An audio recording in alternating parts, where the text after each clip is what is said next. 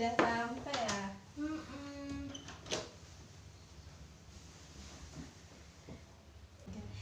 Gimana datangnya sama siapa? Tadi sendiri sih Mbak. Oh, nggak Daftar nyasar sendiri. Oh, nggak nyasar ke sini. Enggak, karena pakai Maps. Oh iya, kan sebelumnya Mbak daftar ya ke sini mau konseling. Nah, biar lebih enak biasanya kenalan langsung nih. Boleh. Ya, boleh kenalan? Nama saya Nur Hajijah. Biasanya saya lebih senang dipanggil Aziza. Saya masih kuliah Mbak. Mbak juga masih kuliah ya? Iya. Saya semester 5. Oh, iya sama. Sama, berarti kita seangkatan ya Mbak? Iya, betul. Tapi saya di kuliahnya di Universitas Falakehan, prodi S1 keperawatan. Oh, keperawatan. Iya, biar Mbak juga kenal sama aku di sini. Iya, benar-benar. Izin perkenalan dulu juga ya. Boleh. Iya, biar saling kenal nih. Nama saya di sini Mia. Tentu tadi gitu ya. Saya di sini masih mahasiswa juga semester 5. Kita sama jadi ya. Jadi lebih enak nanti ngobrolnya nih. Iya, di sini saya mengadakan konseling ini untuk memenuhi tugas sebenarnya gitu. Ada di sebelumnya saya dari program bimbingan konseling. Jadi biasanya di sini kita mengadakan konseling individual gitu. Artinya kita membuka untuk siapa saja yang ingin konseling gitu, dan ini sifatnya gratis gitu ya. Iya, makanya saya ikut kan Mbak. Iya, informasinya gratis ya. Oh iya, terima kasih gitu ya, dan Mbak bisa bersedia hadir nih di sini gitu ya.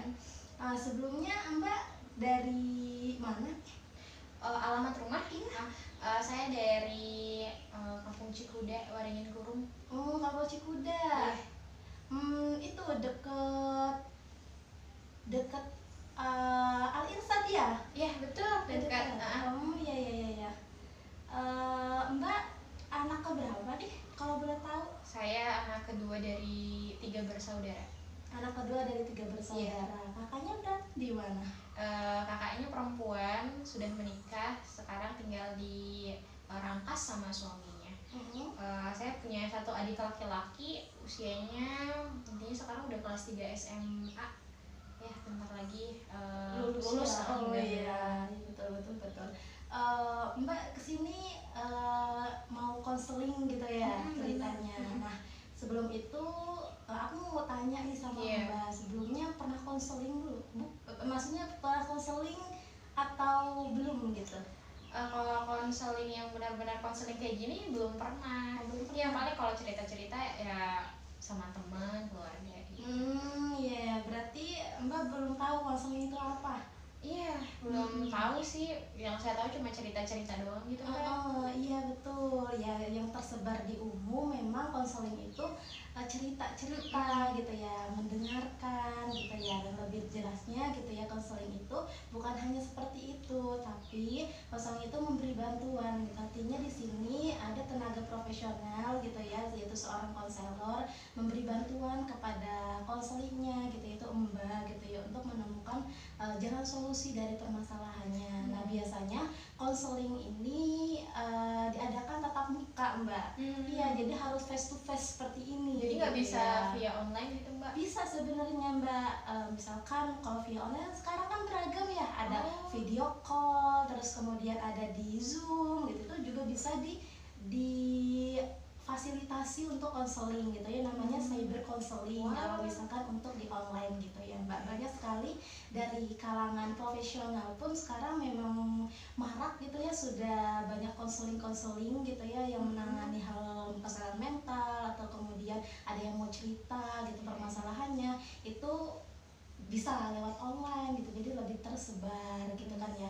Nah, di sini kita itu Mbak nggak perlu khawatir gitu ketika melakukan konseling. Nah, biasanya kan takutnya mau konseling, takut permasalahannya malah bukannya selesai tapi disebarluaskan gitu ya. Mbak itu nggak perlu khawatir masalah hal tersebut, karena konseling ini sifatnya itu rahasia. Artinya apa yang diceritakan sama Mbak itu sebatas tahu di sini saja, tidak tersebar di umum gitu, karena rahasia tadi, sehingga Mbak bisa sukarela gitu ya menceritakan permasalahan Mbak juga bisa terbuka menceritakan masalahnya di sini, karena kita berpegang teguh dari asas kerahasiaan tadi gitu ya.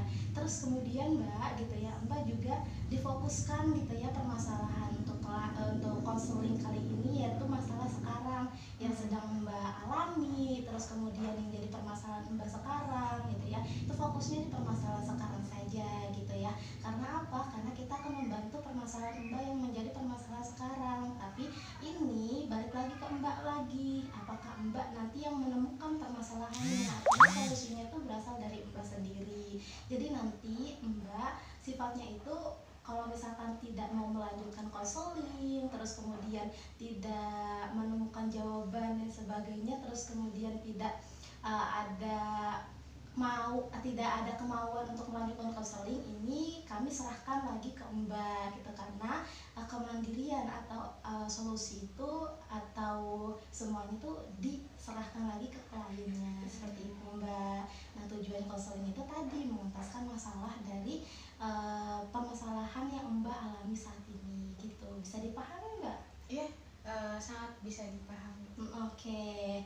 Berarti sudah mengerti nih konseling itu apa? Ya, jadi intinya kan saya cerita, tapi bukan hanya sebatas cerita, tapi kita cari jalan keluarnya. Betul. Jadi cerita dari jalan keluarnya kita bareng-bareng mencarinya di sini gitu. Saya sebagai konselor di sini mendorong Mbak untuk menceritakan, lalu kemudian Mbak menceritakan semuanya gitu di sini. Ya betul, kita sebagai konselor juga sebagai pendengar di sini, artinya pendengar yang baik untuk kliennya atau konselingnya di sini gitu ya Mbak. Iya, bisa dipahami Mbak? Bisa. Oke, lalu permasalahan apa nih Mbak yang ingin diceritakan pada konseling kita kali ini? Dari permasalahan saat ini ya Mbak. Oke, saya kan sekarang ini sudah mahasiswa semester 5 keperawatan. Sudah mulai praktik di rumah sakit nih Mbak. Nah, karena saya itu awam ya dari sekolah yang bukan dari sekolah kesehatan, makanya pertama kali ke rumah sakit tuh excited, senang gitu, tapi ada juga kekhawatiran gitu, ketakutan, cemas gitu, karena baru pertama kali. Gimana sih kalau pertama kali ya kan, walaupun kita sudah mempersiapkan diri, oke, di rumah sakit nanti mau praktik ini gitu, udah belajar dulu, tapi pada kenyataannya masih ada gitu rasa takut itu ketika pertama kali ke rumah sakit gitu. Nah, kemudian ternyata pas di rumah sakit pun juga bukan hanya ketakutan nggak bisa, ternyata ketika di rumah sakit pun sebelum ke rumah sakit itu kan ada kekhawatiran nggak bisa melakukan tindakan gitu. Tapi ternyata ketika turun di rumah sakit ternyata banyak hal juga yang jadi sumber kekhawatiran yang lain. Yang pertama dari segi perawat yang sudah di sananya. Yang perawat kan kita kalau kita hanya praktik gitu ya Mbak ya, hanya praktik, karena kan belum jadi perawat asli, masih jadi mahasiswi perawat gitu ya. Nah, masih ada beberapa perawat di rumah sakit itu yang nggak welcome nih sama kita. Jadi kadang ngasih apa ya, kan kita tuh sebenarnya di sana buat belajar, tapi ada aja perawat yang judes gitu ya, yang enggak menerima baik kehadiran kita. Kan kita juga nambah pressure ya, nambah tekanan di kita, apalagi bagi saya yang baru ke rumah sakit nih. Nah kan ada beberapa mungkin teman saya yang dia memang di awalnya sudah lulusan SMK kesehatan gitu ya, dia sudah tahu dengan kondisi-kondisi kayak gitu. Nah, sedangkan saya enggak nih, udah mah harus belajar, mental pun nggak aman gitu. Jadi itu baru banget tuh saya temui ketika saya di rumah sakit gitu ya. Contohnya apa? Mereka nggak welcome-nya, mereka judisnya gitu. Kadang apa-apa yang kita lakuin tuh kayak salah gitu di mata mereka gitu. Mereka minta bantuin ini gitu, kadang minta bantuannya pun juga nggak baik-baik gitu ya. terus kita kerjakan kok kayak gitu sih gitu, salah juga. Memang nggak semuanya Mbak, saya pikir nggak semua, memang nggak semuanya. Ketika saya ke rumah sakit mungkin cuma ada 1-2 mungkin yang kayak gitu ya. Jadi ada juga yang saya temui yang baik gitu, tapi alangkah lebih baiknya semuanya baik ya kan Mbak, gitu kan. Nah, apalagi bagi mahasiswa yang baru pertama kali ke rumah sakit seperti saya gitu. Jadi ada perawat yang nggak welcome gitu ya, perawat senior yang nggak welcome, yang jadinya kan kita juga ya yang pertama kali yang pengennya tuh di emong gitu kan ya, walaupun udah mahasiswa tapi kan masih mahasiswa yang baru belajar gitu kan, harusnya diajarin gitu. Nah, kemudian juga selain itu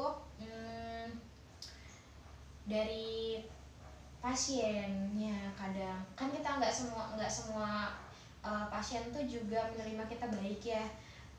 Nah, kadang kita tuh kan, bukan kadang, kalau di kampus itu kan ya kalau nginfusnya di Phantom gitu kan.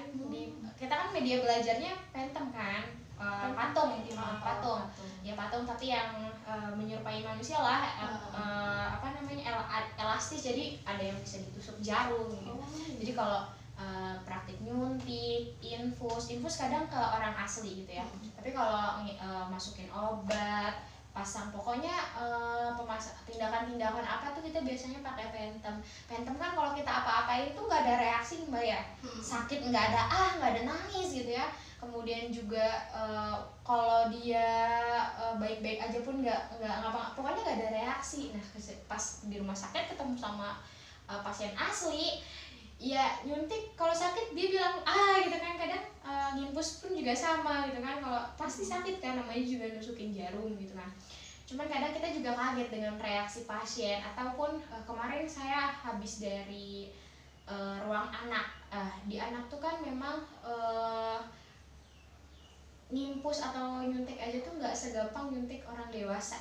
Iya kan Mbak, kalau Mbak aja nih saya suntik gitu kan, pasti nggak mau nangis pun jaim ya kan, udah gede masa nangis mau disuntik gitu kan. Tapi kalau anak-anak belum masuk aja jarumnya udah nangis, karena mereka sudah terini kan ya, aduh sakit nih disuntik, aduh sakit nih disuntik. Nah, dilematiknya di anak juga kan, ada orang tuanya yang nggak mengerti gitu kan, malah nyalahin perawatnya gitu. Kok anak saya bisa nangis kayak gitu, atau kayak, Mbak diapain lagi anak saya, kan tadi udah diperiksa gitu kan, masa diperiksa lagi. Nah, itu tuh yang harus memang butuh komunikasi gitu ya, yang baik juga sama orang tua. Nah, tapi kan nggak semua mahasiswa punya skill komunikasi yang bagus juga gitu. Karena kita juga ketika dihadapkan dengan situasi yang nggak terduga sama kita juga bingung kan. Nah, itu juga jadi salah satu sumber ketakutan, kekhawatiran saya ketika di rumah sakit kayak gitu, menemui pasien dengan berbagai reaksi yang kita tidak duga gitu. Nah, apalagi ya selain itu masalahnya, mungkin itu dulu deh Mbak. Berarti ini permasalahan di rumah sakit yang memang tadi gitu sudah dijelaskan, yaitu dari senioritas gitu ya, dari kakak tingkat, terus kemudian dari pasiennya itu sendiri gitu ya. Nah, ada nggak sih Mbak biasanya gitu, Mbak pernah melakukan senioritas itu, contohnya seperti apa gitu, tapi yang pernah dirasakan sama Mbak gitu contohnya? Oke. Pas di awal itu mungkin karena baru di rumah sakit kali ya kan, dan mungkin baru pertama, dan perawat senior juga belum melihat nih anak bisa apa gitu paling. Jadi paling kayak kalau di rumah sakit malah dimintanya kayak ngambilin obat terus gitu, ngambilin obat ke apotek ya Dek gitu kan. Kemudian juga kayak misalkan ngambilin apa, kalau misalkan di perawatnya mau masang NGT atau kateter, itu kan soalnya harus beli dulu ya di apotek di rumah sakit. Kalau di salah satu rumah sakit yang saya pernah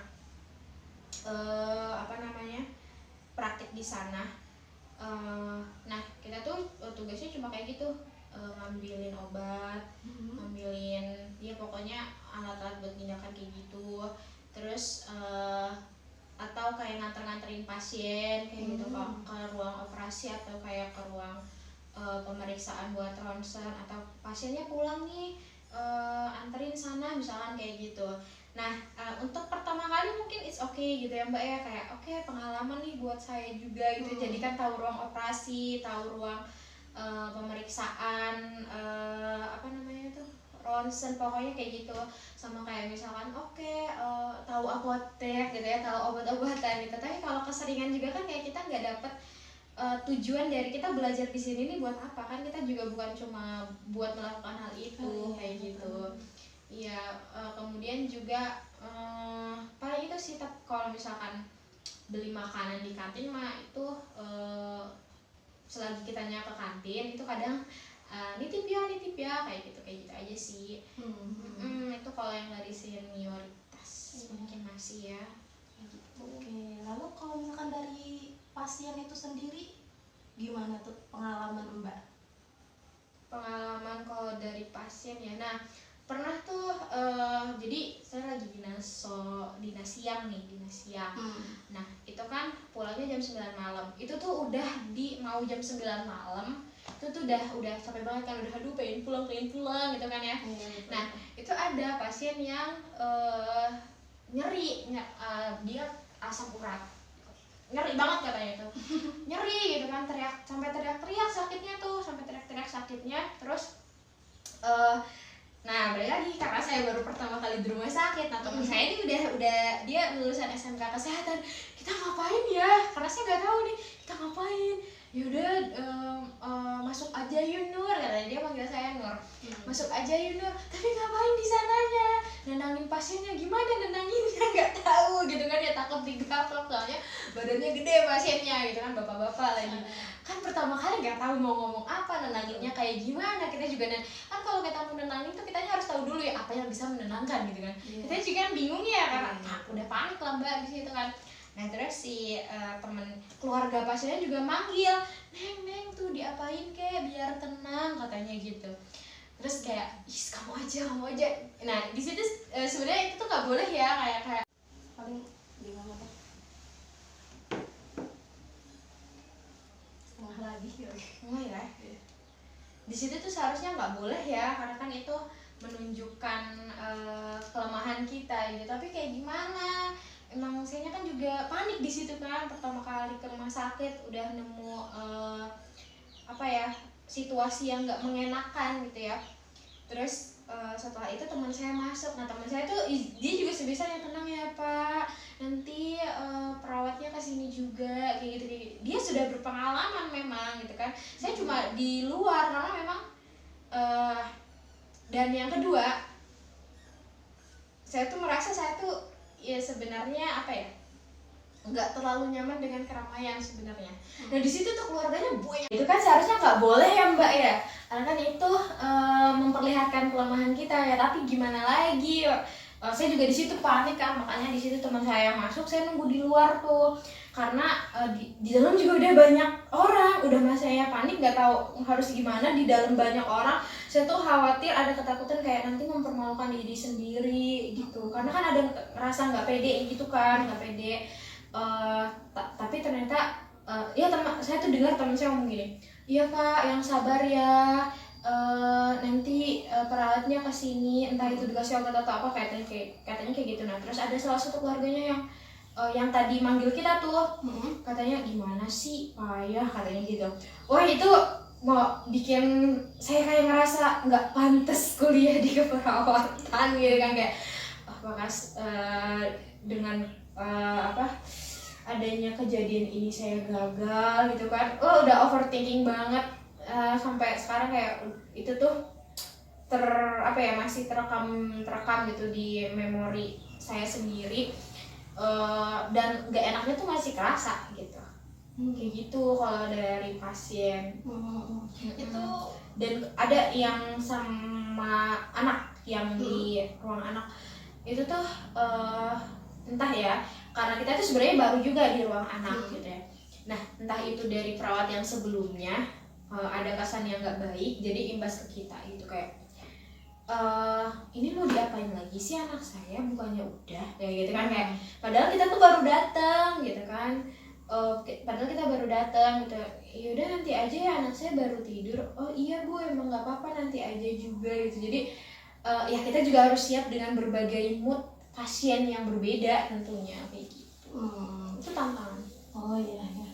Itu kalau boleh tahu prakteknya di rumah sakit swasta kah atau negeri kah gitu? Negeri kalau ini. Di negeri. Iya. Berarti itu memang terlalu umum gitu ya.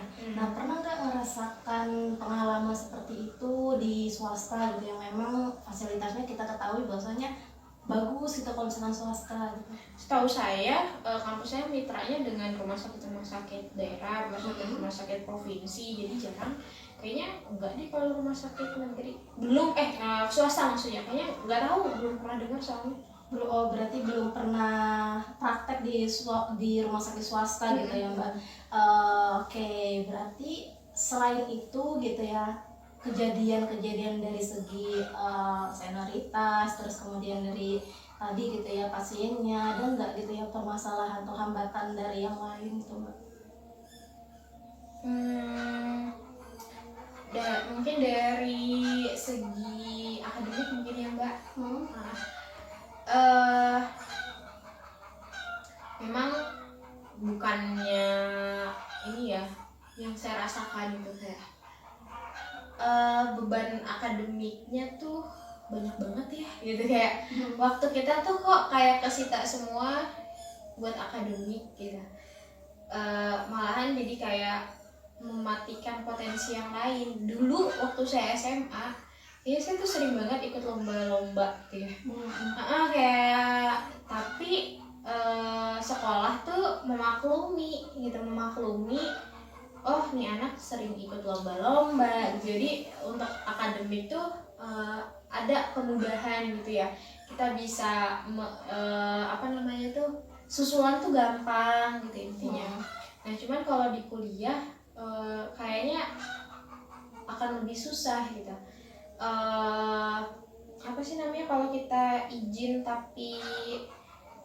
izin tapi harusnya dihadirkan gitu karena ada kegiatan lomba misalnya gitu, tapi dispen ya. Kalau di sini mah kalau di pas kuliah enggak, jadi dispen tuh ya izin gitu, bukan tetap hadir gitu.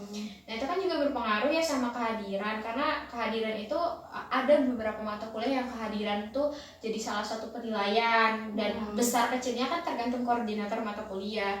Ada yang kehadiran tuh 5% lumayan kan Mbak, 5% gitu ya, ada yang 15% kayak gitu.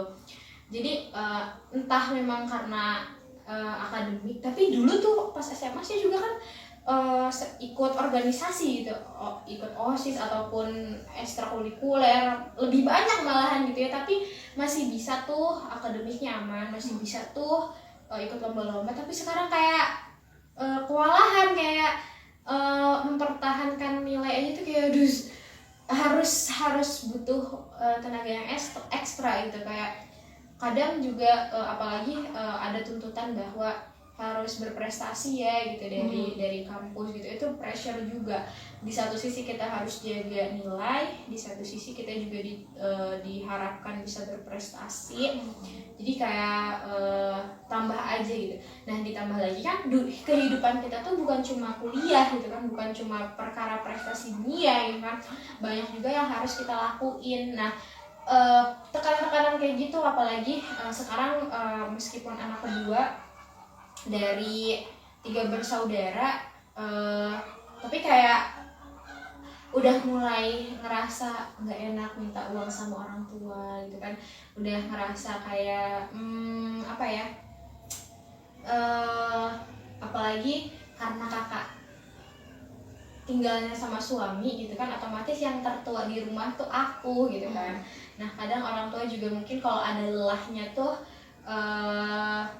kayak kapan ya kerjanya gitu, kapan ya dapat duitnya gitu, dapat uangnya kayak gitu. Jadi ada beberapa tekanan juga dari luar gitu ya, kayak dia sampai pengen kalau lagi memuncak tuh kayaknya pengen nangis deh kayak gitu, capek deh gitu kan. Apalagi dengan mungkin kegiatan di luar yang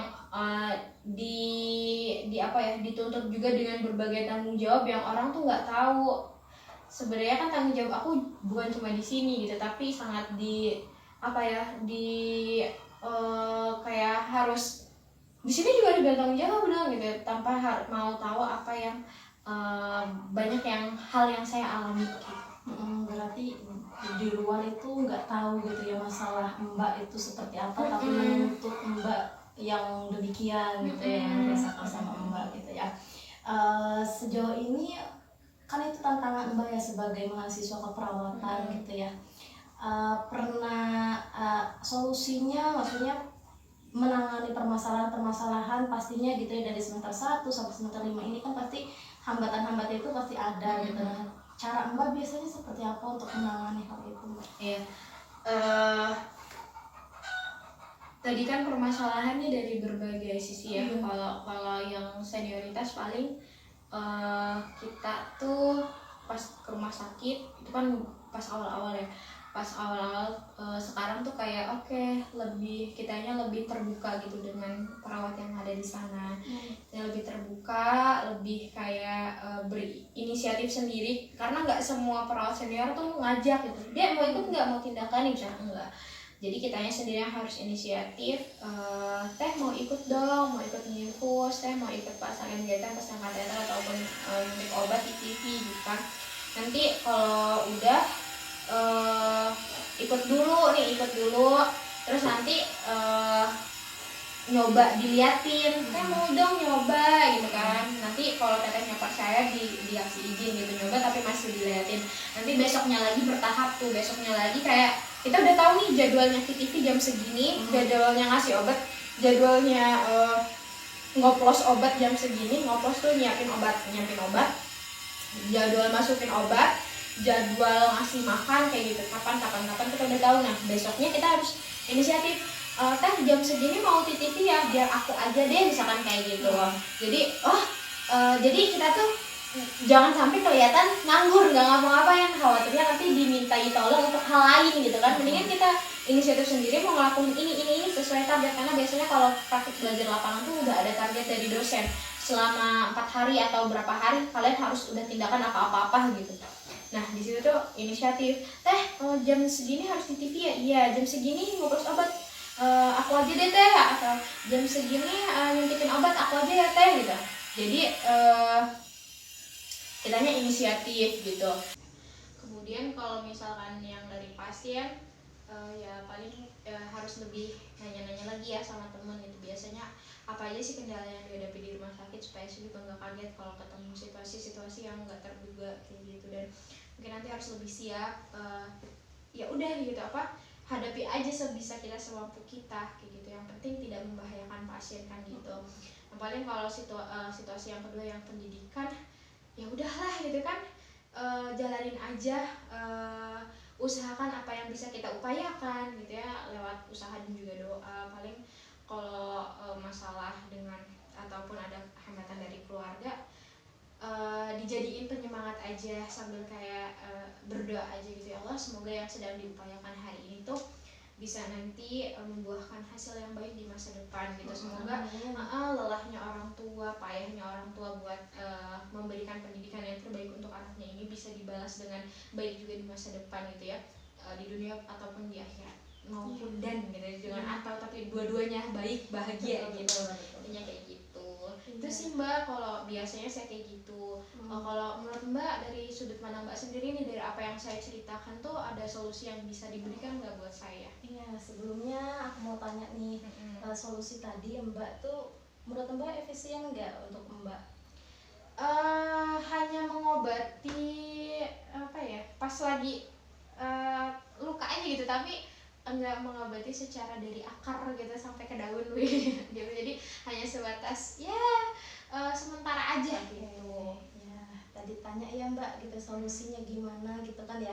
Mungkin kita juga sama ya, masih mahasiswa dan permasalahannya sama gitu ya, dari segi internal maupun dari segi eksternalnya gitu ya. Tantangan hambatan tuh pasti di perkuliahan itu ada gitu ya Mbak. Kalau misalkan menurut aku sendiri gitu ya, sebagai satu sejawat nih gitu ya, sebaya nih gitu ya, pasti perasaan emosi ini juga sama, pengen disalurkan juga nih sama Mbak gitu ya. Terus kemudian Mbak juga bisa mungkin memetik gitu ya apa solusinya gitu ya, yang jadi sharingan tadi yang saya tangkap gitu ya. kalau misalkan memang tadi gitu ya, istilahnya mengobati gitu, tapi meskipun tidak secara akarnya gitu, ya secara perlahan tadi gitu, coba Mbak meresapi hal tersebut gitu ya. Terus kemudian Mbak juga di sini gitu ya diperankan sebagai seorang mahasiswa dan juga seorang anak gitu, bahkan masyarakat umum di situ porsinya tuh memang harus dibagi gitu ya. Karena apa, tantangan di luar memang ya seperti itu tuntutannya gitu. Istilahnya itu adalah orang mah cuman bisa mengucapkan gitu kan ya, tapi kita yang menjalankan gitu, bagaimana emosi kita, capeknya kita kuliah, terus kemudian capeknya Mbak menuntut ilmu dari segi tadi gitu, permasalahan dari rumah sakit, terus kemudian sampai rumah pun ada permasalahan gitu ya. Itu kita serahkan lagi gitu, yang mana apapun solusinya, apapun permasalahannya gitu, maaf Mbak, ini kan pasti ada jalan keluarnya. Itu yakin setiap permasalahan ada jalan keluarnya, karena nanti pun gitu ya, Allah itu menguji hambanya gitu, tapi nanti Allah pun akan membantu hambanya meskipun memang itu di titik terkrisis dirinya gitu. Itu sih Mbak dari aku. Gimana Mbak perasaan Mbak ketika melakukan konseling ini? Perasaannya senang, kemudian juga lebih tenang. Senangnya kenapa? Kadang kalau kita cerita sama temen gitu ya, cerita cuma dari mulut ke mulut gitu ya, itu cuma ya udah. Kitanya cerita. Ya kalau ini kan selain kitanya cerita gitu ya, mbaknya juga menanggapi, dan yang paling terpenting adalah memberikan solusi gitu. Jadi tenangnya tuh bukan hanya sebatas masalahnya diceritakan, tapi juga menemukan jalan keluar kayak gitu. Oke, alhamdulillah ya kalau misalkan memang konseling ini bermanfaat buat Mbak gitu ya. Tadi permasalahan Mbak gitu ya, balik lagi ke Mbak gitu ya, kita cuman membantu untuk mencari gitu ya, membantu saling mencari solusinya gitu. Dan kembali lagi ke Mbak tadi gitu ya, untuk solusi dari permasalahan Mbak saat ini ya penanganannya dari Mbak sendiri gitu ya, tidak bisa dari kami untuk memberikan sebuah tadi gitu ya solusinya. Memang Mbak yang tahu yang terbaik buat Mbak, diri Mbak yang terbaik gitu Mbak. Gitu. Ada pesan-pesan nggak buat saya mungkin sebagai kesannya luar biasa. Saya merasa senang, saya merasa tenang gitu ya. Ini pengalaman baru juga buat saya karena konseling yang pertama, dan mbaknya juga baik banget ngedengerinnya gitu ya. Baik banget ngedengerinnya, kayak mendengarkan dengan sangat baik dan juga memberikan solusi yang sangat baik juga. Kemudian pesannya, sering-sering lah buat konseling kayak gini. Masih bisa gratis nggak mbak? Tapi kayaknya walaupun berbayar juga akan feedbacknya juga dirasakan baik mungkin ya, yang saya rasakan kayak gitu.